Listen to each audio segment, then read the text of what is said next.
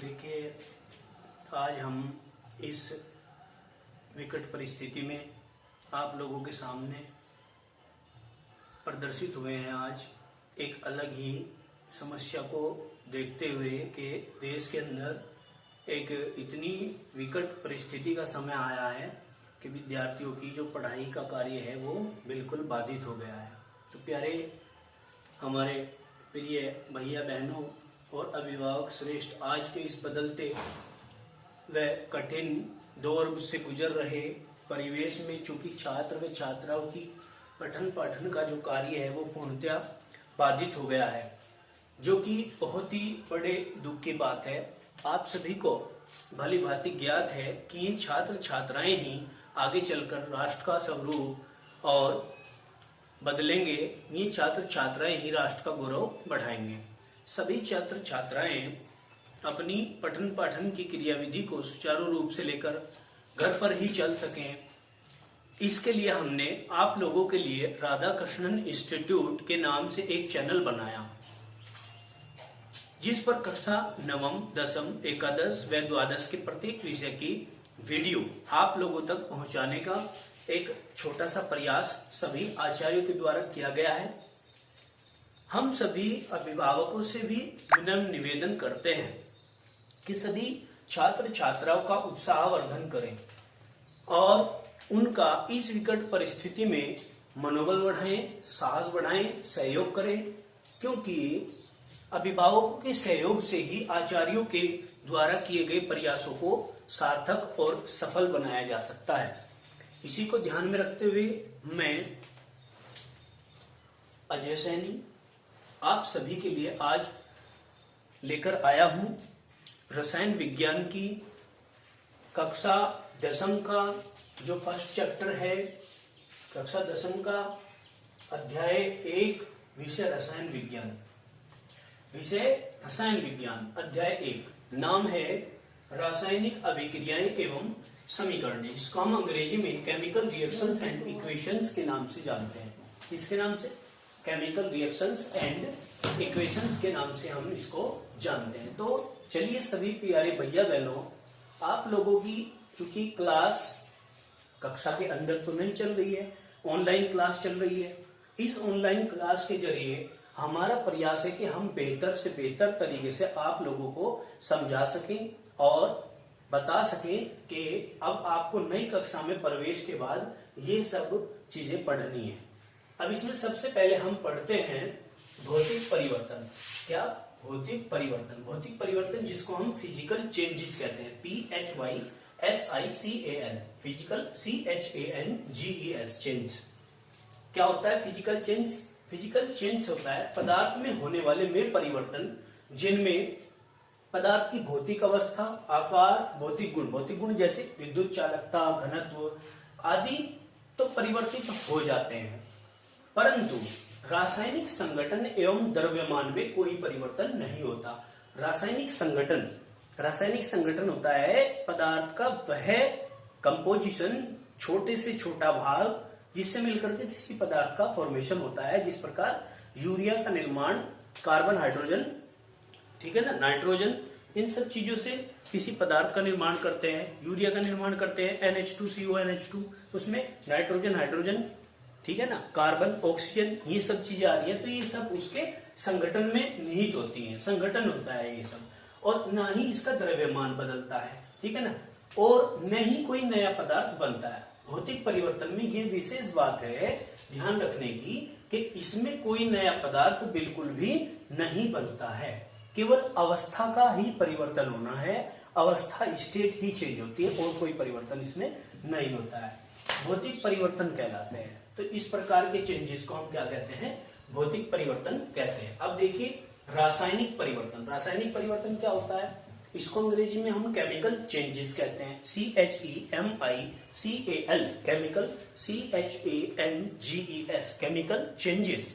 इसको chemical changes के नाम से बोलते हैं। स्पेलिंग इसलिए बतानी पड़ रही है क्योंकि कक्षा दसम के छात्र छात्राएं हैं, भैया बहन हैं, उनमें कुछ विद्यार्थी ऐसे भी होते हैं जिनको स्पेलिंग लिखने में दिक्कत होती है, और याद रहे जब आप फेयर कॉपी में इस कार्य को करेंगे तो प्रत्येक हेडिंग के बाद इंग्लिश में अपना हेडिंग जरूर डालेंगे, टॉपिक को इंग्लिश में जरूर लिखेंगे। फिर कहा रासायनिक परिवर्तन क्या होते हैं। भाई जब कोई रासायनिक परिवर्तन होता है ना तो हम कह सकते हैं कि एक अभिक्रिया रासायनिक अभिक्रिया हुई है।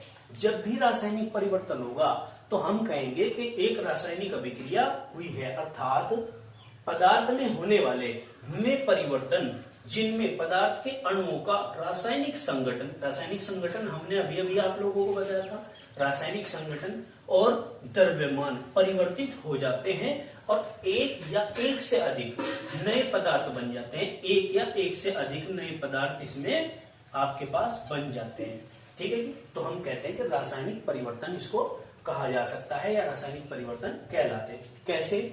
जैसे दहन, जंग लगना, प्रतिस्थापन अभिक्रिया आदि, ये सब क्या है? ये सब रासायनिक परिवर्तन है।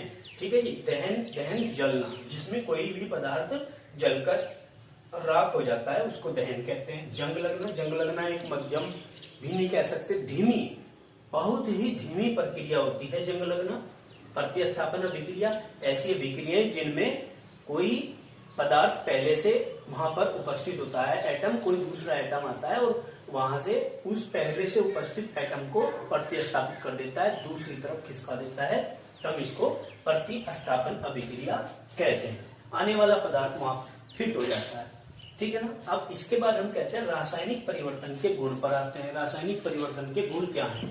मतलब प्रॉपर्टीज ऑफ केमिकल चेंज क्या क्या है, प्रॉपर्टीज क्या क्या है केमिकल चेंजेस की, केमिकल चेंजेस।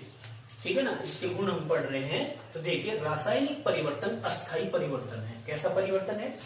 अस्थायी परिवर्तन है, यानी कि रासायनिक परिवर्तन के बाद अगर कोई एक पदार्थ बन जाता है तो वो स्थायी रूप से बन जाता है। ठीक है ना, वो विशेष प्रकार के अभिक्रिया की प्रकृति पर निर्भर करता है कि वो अस्थायी हो सकती है या नहीं कुछ। अब दूसरा पॉइंट देखिए, रासायनिक परिवर्तन के फलस्वरूप पदार्थ के रासायनिक गुण परिवर्तित हो जाते हैं। भाई रासायनिक गुण क्या होते हैं उसके? परिवर्तित हो जाते हैं। ठीक है ना, जैसे कार्बन है, कार्बन के रासायनिक गुण अलग हैं और कार्बन ऑक्सीजन से क्रिया करता है तो वो CO2 में बदल जाता है, तो CO2 के जो रासायनिक गुण हैं वो अलग होंगे, कार्बन के अलग होंगे। तो हमने कहा कि रासायनिक परिवर्तन जब होता है उसके फलस्वरूप जो भी पदार्थ बनेगा या उत्पाद बनेगा उसके रासायनिक गुण बदल जाएंगे। ठीक है ना, तथा नए बने पदार्थ के गुण मूल पदार्थ से भिन्न होते हैं। अब जो CO2 बना है, जैसे यहाँ पर carbon plus O2 is equal to CO2, तो हम ये कहते हैं कि ये पहले कार्बन था, ऑक्सीजन के साथ रासायनिक अभिक्रिया करी, रासायनिक अभिक्रिया की तो यहाँ पर CO2 बन गया। तो जो कार्बन के गुण हैं वो डिफरेंट हैं और जो उत्पाद बना है रासायनिक अभिक्रिया के बाद ये इसके जो प्रॉपर्टीज हैं वो अलग है, वो डिफरेंट है। तो इसकी भी डिफरेंट होगी प्रॉपर्टीज, इसकी भी डिफरेंट होगी। तो इसका अर्थ समझ गए होंगे आप लोग कि रासायनिक गुण बदल जाते हैं रासायनिक परिवर्तन के बाद, तथा नए बने पदार्थ के गुण मूल पदार्थ से भिन्न होते हैं। अब जो ये बना है पदार्थ, इसके गुण इस मूल पदार्थ से क्या होते हैं? भिन्न होते हैं। ये मूल पदार्थ है, ये मूल पदार्थ है और ये नया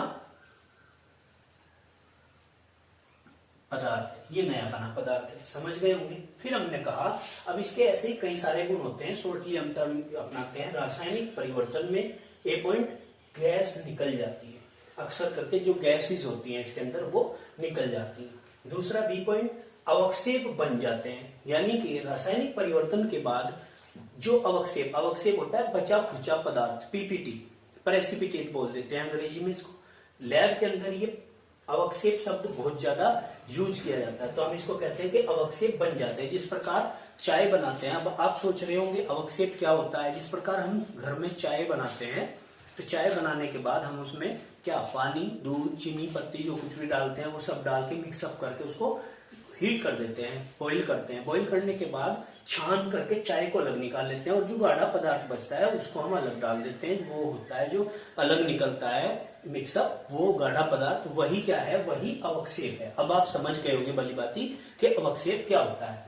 अब फिर हम कहेंगे कि रासायनिक अभिक्रिया में, ध्यान से देखेंगे, रासायनिक अभिक्रिया में रंग परिवर्तन हो जाता है। अब रंग परिवर्तन कैसे हुआ, अब आप लोग देखेंगे।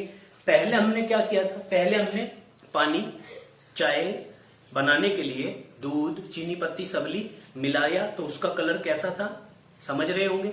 और एक एग्जाम्पल, सीधा साधा एग्जाम्पल लिया है, सीधा साधा, जो आपके घरों में यूज होता है, दैनिक जीवन में यूज होता है। तो चाय बनने के बाद कलर कैसा हो जाता है, तो हमने कहा कि रंग परिवर्तन हो जाता है, समझ गए होंगे। नेक्स्ट पॉइंट, भौतिक अवस्था बदल जाती है। अब देखो, रासायनिक परिवर्तन के दौरान अक्सर करके भौतिक अवस्था बदल जाती है। भौतिक अवस्थाएं आपने 9th क्लास में भी पढ़ा होगा, पिछली क्लास में, कि भौतिक अवस्थाएं 3 प्रकार की होती हैं पदार्थ की, ठोस, द्रव, गैस, है ना। तो क्या है, भौतिक अवस्थाएं में बदल जाती हैं पदार्थ की रासायनिक परिवर्तन के बाद। तो चलिए, सभी भैया बहन से मैं निवेदन करता हूं और अभिभावकों से भी निवेदन करता हूं कि ये जो क्लास आज हमने स्टार्ट की है, इसको अपने विद्यार्थियों को बताने में उनको सहयोग करें, ताकि अपने बच्चे, अपने विद्यालय के बच्चे, अपने घर के बच्चे अच्छे से इसको पढ़ सके, पठन पाठन की क्रिया को समझ सके और औरों को भी समझा सके, और ये जो विकट परिस्थिति का समय है, इसमें समय को सदुपयोग कर सके, सही से अपने समय को यूज कर सके। धन्यवाद।